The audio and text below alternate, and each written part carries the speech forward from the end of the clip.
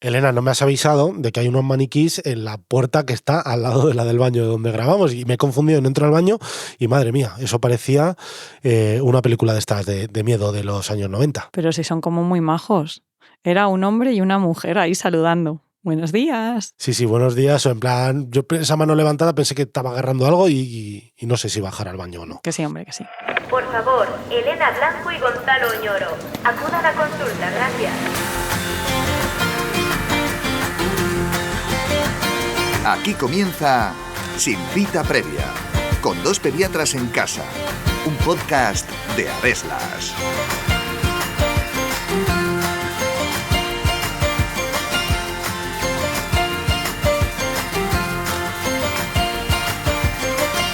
La sordera en la infancia es poco frecuente, pero para quien la sufre puede tener consecuencias muy graves en el desarrollo del lenguaje y la comunicación. Por ello, desde hace ya muchos años existen programas de cribado en el recién nacido para su detección lo más precoz posible, ya que un tratamiento temprano mejora el pronóstico. Pero, ¿en qué consisten estas pruebas? ¿Y si no las pasa el niño, significa que realmente no oye? ¿Con qué urgencia deben ser valorados por el otorrino? ¿Y fuera del periodo neonatal, cuándo es necesario valorar la audición en la infancia? Está a punto de comenzar un nuevo episodio de Sin Cita Previa en el que os contamos todo lo que tenéis que saber sobre la valoración de la audición en la infancia. Así que, nunca mejor dicho, ajustaos bien los auriculares porque empezamos.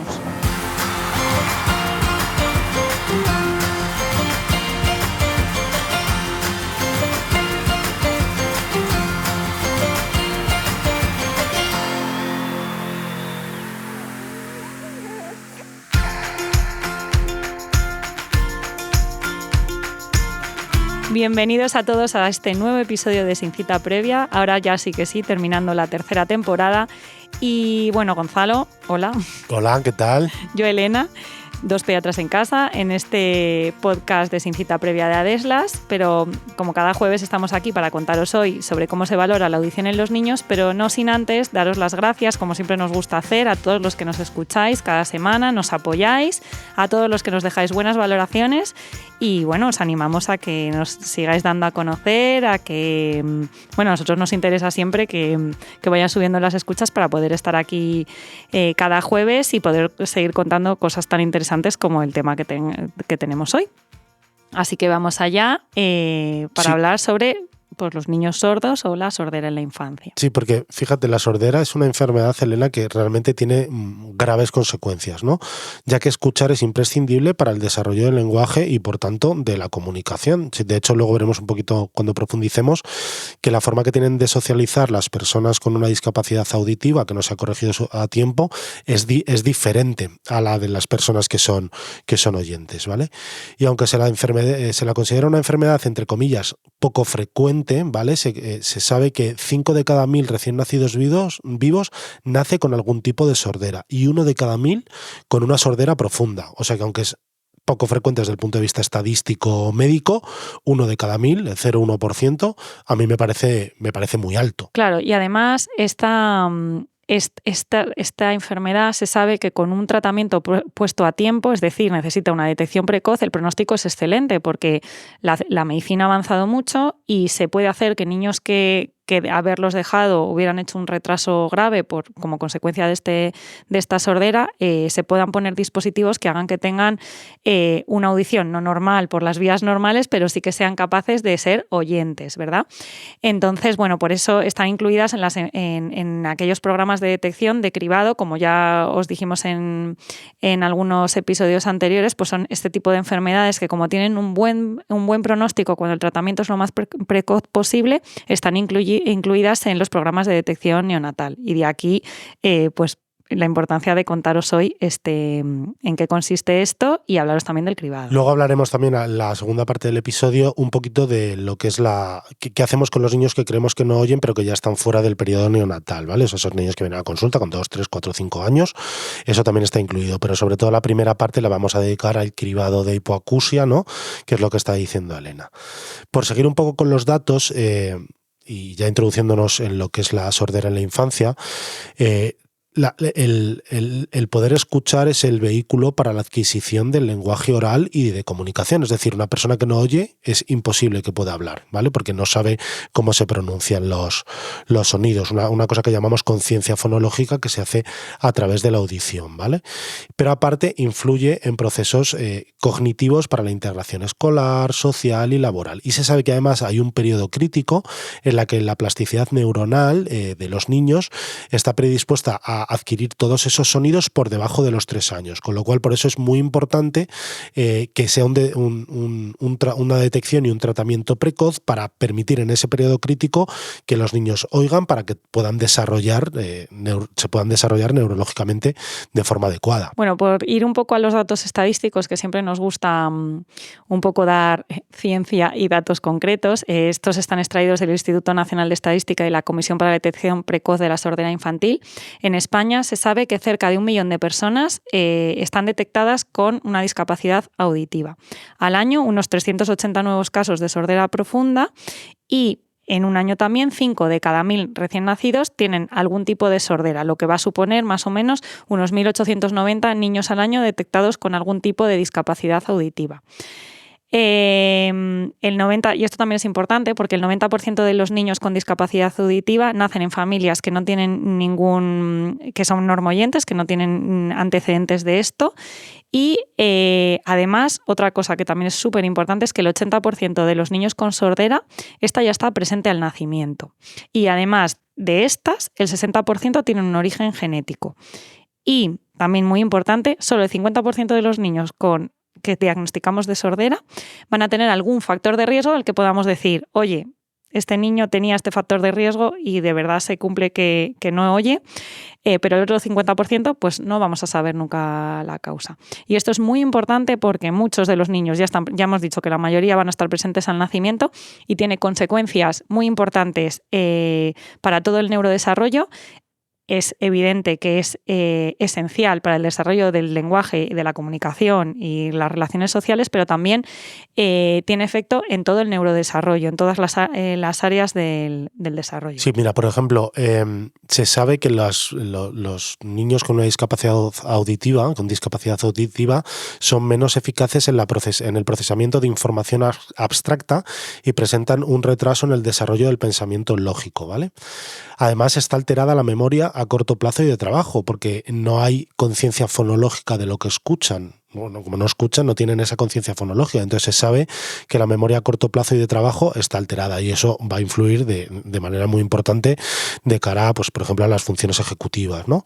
Además se sabe que tienen una alteración en la adquisición de la lectura, porque claro, la lectura es un proceso muy, muy complejo en el que influye también la conciencia fonológica. No solo lees las letras que pone en un papel, sino que eso en el cerebro te evoca sonidos. Claro, si nunca has escuchado esos sonidos, pues vas a tener un retraso en la adquisición de la lectura.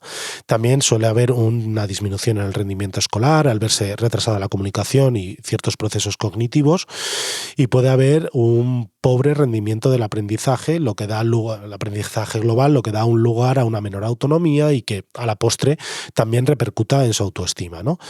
Y también suele haber una falta de integridad en el entorno porque suele haber un desajuste social y emocional con respuestas inadecuadas con las personas que tienen a su alrededor que normalmente pues escuchan, ¿no? Y esto, pues dicho así, plantea un futuro muy negro, ¿no? Para los niños que son sordos, ¿no? Y de ahí la importancia, que ya lo hemos dicho 3 o 4 veces, del diagnóstico y tratamiento precoz de estos niños. Y ahí es donde se dirigen lo que llamamos los programas de cribado neonatal para detectar a estos niños lo más pronto posible. El objetivo de estos programas de cribado neonatal para la detección precoz de la hipoacusia, de la sordera, la idea es que los podamos detectar lo más pronto posible para derivarlos al otorrino y que establezca qué tratamiento necesitan para que no evolucione a una discapacidad auditiva completa con todas las repercusiones que tiene en el desarrollo neurológico de los niños desde el primer momento de vida. Esto está implantado en España desde el 2003 y lo que se hace es que al nacimiento, y esto todos los papás vais a saber lo que es, le ponen esos casquitos antes del alta hospitalaria porque es una manera de que no se escape ningún niño, y lo que se emplean son o bien otomisiones o potenciales evocados automatizados del tronco cerebral, que lo que hacen es que nos dan información de si el niño tiene la vía auditiva íntegra, es decir, nos emiten un sonido y son capaces de recoger si este cerebro está recibiendo bien la información. Es verdad que esto es una prueba de cribado y si recordáis lo que os contamos es que intenta detectar a todos los niños que de verdad no escuchan, pero entre tanto detectará a muchos que realmente sí escuchan, pero la prueba ha dado positiva. Por ello, si la prueba la ha pasado, es decir, que si funcionan bien la vía auditiva de ambos oídos, decimos que el niño tiene una vía auditiva conservada y la tiene normal, pero si sale no satisfactorio, que puede ser de los dos oídos o bien de uno u otro, hay que repetir la prueba pasadas unas semanas, en torno a las 3 o 4 semanas de vida, para confirmarlo. Y ya, si pasado este momento vuelve a dar alterado los resultados de esta prueba, ya sí que necesitamos hacer un estudio completo por vía del otorrino infantil para confirmar que de verdad existe esta hipoacusia o este déficit en la función auditiva. Ese estudio completo que dice Elena también suele hacerse con potenciales evocados, pero eso ya sí que explora completamente toda la vía, porque los potenciales evocados automatizados, que son los del recién nacido y las autoemisiones, te dice sí o no, pero no te dice en qué punto puede estar el defecto, y eso es lo que tiene que investigar el otorrino para poder dar un diagnóstico definitivo de sordera o de hipoacusia y de qué tipo, ¿no? Porque dependiendo del tipo, luego el tratamiento será uno u otro. Yo creo que también es importante que los padres sepan que este screening y todo este diagnóstico precoz que va indicado para el diagnóstico y el tratamiento nos lo planteamos en tiempos, ¿vale? O sea, está claro que cuando en el hospital a las 48 horas de vida te han dicho pues no ha pasado los potenciales y hay que repetirlos, lo que piensa el padre ya inicialmente es mi hijo no oye, mi hijo está sordo, cuanto antes quiero ver al otorrino para que me diga si sí o si no. Pero nosotros, desde el punto de vista médico, lo que es súper importante es que esté establecido el diagnóstico antes de los 6 meses de vida. Claro, y el padre te dice, ya perfecto, yo lo quiero saber ya, vale, pero es que empatizas y lo entiendes perfectamente, pero de cara al tratamiento da un poco igual que se haga unos meses antes, unos meses después, o sea que hay unos tiempos que hay que cumplir, ¿no? Lo que ha dicho Elena, en el hospital, si no repetirá el mes, se deriva al otorrino, el otorrino hace el diagnóstico en torno a los 3-4 meses para que el tratamiento se pueda empezar antes de los 6 meses de vida. Y el tratamiento pues dependerá mucho del tipo de sordera. El logopeda va a ser fundamental, ¿no? Al final es el que habla del lenguaje y la comunicación y cómo va a haber que trabajar con esos niños, pero luego también tendrá que pensar en prótesis auditivos, audífonos o el implante coclear, que seguro que también os suena, que son como un dispositivo electrónico que hace que llegue al cerebro el sonido que se puede conectar o desconectar. Seguro que los conocéis y no vamos a profundizar. Claro, porque todo esto depende de qué tipo, en qué punto y cuál es la consecuencia, si es una hipoacusia profunda o superficial. Bueno, todo esto ya es muy específico del otorrino.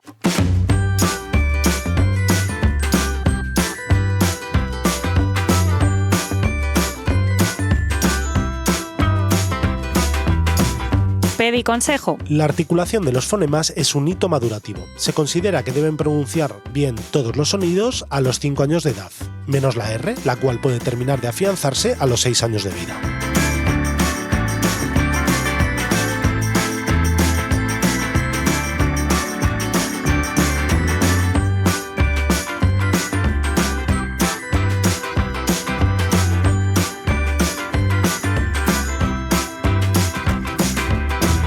Bueno, también sabemos que hay algunos niños que tienen más riesgo de padecer una sordera, una discapacidad auditiva que no está presente al nacimiento, pero que han sido expuestos a factores de riesgo que pueden condicionar una sordera futura. Es decir, estos niños les hemos hecho el cribado al nacimiento, ha sido normal, pero no nos podemos olvidar de ellos porque presentan factores de riesgo o condiciones del periodo neonatal y del embarazo que puede ser que desarrollen esta patología con el tiempo. Entonces, estos niños, pues ya he dicho que como no nos podemos olvidar de ellos, pues debemos mandarlos a las consultas de otorrino y de forma sucesiva a lo largo de los primeros años de edad pues van a repetir estas pruebas de audición para ver que la vía auditiva sigue indemne y que no desarrolla problemas. De todas maneras, si tu hijo no tiene esos factores de riesgo y ha pasado la prueba, la probabilidad de que desarrolle una sordera durante la infancia es excepcional, ¿vale? Efectivamente. Salvo estos niños que dice Elena, que son los que tienen factores de riesgo. Y pues preguntaréis, ¿y cuáles son? Por si me suena, ¿qué tal? Seguro que los papás a los que les ha visto el otorrino entran dentro de estos factores de riesgo que os va a contar Elena. Claro, voy a enumerar aquí la lista, ¿vale? Son los niños que tienen antecedentes familiares de sordera, ¿vale? Normalmente, pues uno de los padres tiene algún problema auditivo. Han tenido la bilirrubina alta o sobre todo muy alta, aquellos que han precisado ingresar para fototerapia durante el periodo neonatal. También los niños que han precisado ingreso por cualquier circunstancia en los cuidados intensivos neonatales más allá de 5 días, que normalmente pues, son los niños prematuros, sobre todo aquellos por debajo de 1.500 gramos al nacimiento, en los eventos de asfixia perinatal cuando han tenido un Apgar menor de 6, cualquier proceso de infección materna que haya podido afectar al niño, las infecciones del grupo TORCH, que os recordamos que son toxoplasmosis, rubeola, citomegalovirus, herpes o sífilis, que hayan recibido cualquier medicación que es tóxica para la vía auditiva durante el periodo del recién nacido, que en general son algunos tipos de antibióticos y de diuréticos, que suele ser porque han ingresado además en la UCI y han tenido alguna enfermedad pues que ha precisado la administración de este tipo de fármacos. También cuando tienen alteraciones craneofaciales que pueden afectar a la anatomía de los oídos. Enfermedades genéticas que sabemos que pueden desarrollar hipoacusia o infecciones en el periodo neonatal del recién nacido o del niño pequeño que sabemos que pueden dar lugar a sordera, como por ejemplo haber padecido una meningitis de tipo bacteriano. Muy bien, esos son los niños que remitiremos a la consulta del otorrino para que les haga seguimiento, aunque inicialmente al nacer las pruebas fueron normales. Y en principio, si tu hijo oye bien y no tiene factores de riesgo, ya lo he dicho, va a desarrollar un lenguaje adecuado y es porque escucha bien. Pero sí que es verdad que la consulta de atención primaria, más allá de esos primeros meses de vida, de vez en cuando nos encontramos a niños en los que sí que tenemos que valorar la audición. De hecho, el Previnfaz, que es el documento que utilizamos los pediatras de atención primaria para saber qué cosas tenemos que valorar más o menos en cada revisión, una de las cosas que dice es que valoremos la audición en todas las revisiones de todos los niños. Y seguro que se lo preguntamos a los padres. Claro, ¿Oye bien? Oye bien. Y porque, claro, no tenemos pruebas específicas como para tal, no tenemos aparataje. Pero tú cuando le llamas escucha o sube mucho la tele o, bueno, cosas que a uno la verdad que le llaman la atención. Y sobre todo, si está desarrollando un lenguaje adecuado. O sea, un niño que oye bien, lo normal es que desarrolle un lenguaje adecuado, ¿no? Y entonces son un poco las cosas que nos planteamos los pediatras de atención primaria que tenemos que investigar en el caso de que, por ejemplo, vemos un retraso en el lenguaje. Por mucho que las otomisiones en el recién nacido fueran normales, la valoración por el otorrino es clave, porque claro, ese retraso en el lenguaje a lo mejor es porque el niño no oye bien. Claro, lo que sí que sabemos es que en un retraso del lenguaje hay que valorar la vía auditiva, pero un retraso del lenguaje grave no podemos solo valorar la vía auditiva, sino que tenemos que valorar más causas. Pero bueno, es muy importante por ello preguntar bien por la audición. ¿Y qué cosas pueden ocurrir que puedan condicionar una hipoacusia que no estaba presente al nacimiento, pero que dicen los padres, yo es que creo que no me oye? Sí, déjame decir una cosa antes de eso, que es súper interesante, Elena, que quería puntualizar que a lo mejor me he expresado mal. Claro, yo lo que me refería es, si un niño tiene un retraso en el lenguaje y seguramente se va a beneficiar de un logopeda, más allá de iniciar esa terapia, es fundamental que lo valore el otorrino, porque por mucho que trabaje el logopeda, si no está escuchando bien, pues la terapia no va a ser adecuada. O sea, establecer el marco de cuál es el diagnóstico y luego la terapia. Pero me estabas preguntando de, más allá de ese retraso en el lenguaje, ¿qué otras cosas remitimos a la consulta del otorrino que sí que pueden dar una sordera más allá del periodo neonatal, ¿no? Y entre las estrellas están las otitis de repetición, ¿no? O sea, un oído que está inflamado muy frecuentemente puede dar lugar a una pérdida auditiva, ¿no? Son criterios de derivación al otorrino cuando vemos más de 3 otitis en menos de 4 meses o más de 4 otitis en menos de 6 meses y sobre todo las otitis supuradas de repetición, ¿no? Esos niños los enviamos siempre. Sí, también los niños con síndrome de apnea-hipopnea del sueño o que tienen una sintomatología que es compatible con una hipertrofia de la zona de las vegetaciones o de las amígdalas, pues eso también puede condicionar una mala ventilación del oído, de manera que tienen mala audición. Esos también los vamos a tener que valorar por parte del otorrino y muchas veces estudia el sonido y obviamente todos aquellos padres que nos dicen, yo es que a veces dicen, no sé si es que no me hace caso o que no me oye, pero si hay una duda razonable de que el niño no escucha, hay que valorar la vía auditiva por la importancia que tiene a la hora del neurodesarrollo y el aprendizaje en los niños. Sí, eso siempre esta es la típica consulta de niños de 3, 4, 5 años que te dice el padre que está siempre con el que en la boca como si no escucha. Normalmente suele ser porque están en su propio mundo, ¿no? Realmente la mayoría no suelen tener un déficit auditivo, pero muy importante lo que ha dicho Elena, si hay una duda razonable, como la sordera tiene consecuencias, pues remitirles al otorrino para que les pueda diagnosticar y si luego no hay nada, pues investigar por otro lado. Bueno, venga, Gonzalo, que nos ha quedado un capítulo muy completito y así que, si te parece, vamos con el resumen del episodio de hoy. Pues venga, todo tuyo. La sordera es una discapacidad en la que los niños pueden tener graves consecuencias, sobre todo a la hora del desarrollo del lenguaje, con todo lo que esto implica a nivel social y escolar. Se calcula que 5 de cada 1000 recién nacidos tienen algún grado de discapacidad auditiva. El cribado auditivo neonatal tiene por objetivo detectar a todos estos niños lo más pronto posible. Se considera un criterio de calidad que antes de los 6 meses estos niños tengan por parte del otorrino un diagnóstico de confirmación y se plantee un posible tratamiento. En caso de niños con factores de riesgo, a pesar de que el screening sea negativo, deben ser seguidos en consultas debido a la posibilidad de desarrollo de una sordera tardía. En niños mayores debemos preguntar por el desarrollo del lenguaje para poder detectar aquellos niños que se pueden beneficiar de una valoración audiológica.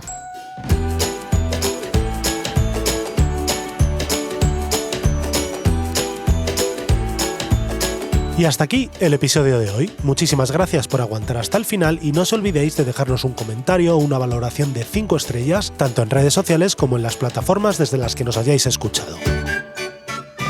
Con el episodio de hoy damos por finalizada esta tercera temporada de Sin Cita Previa, así que solo nos queda dar las gracias a Adeslas y a Miguel y a David y a Rubén, nuestro equipo técnico, por hacer posible este podcast. Si todo va bien, volveremos después del verano. ¡Hasta pronto!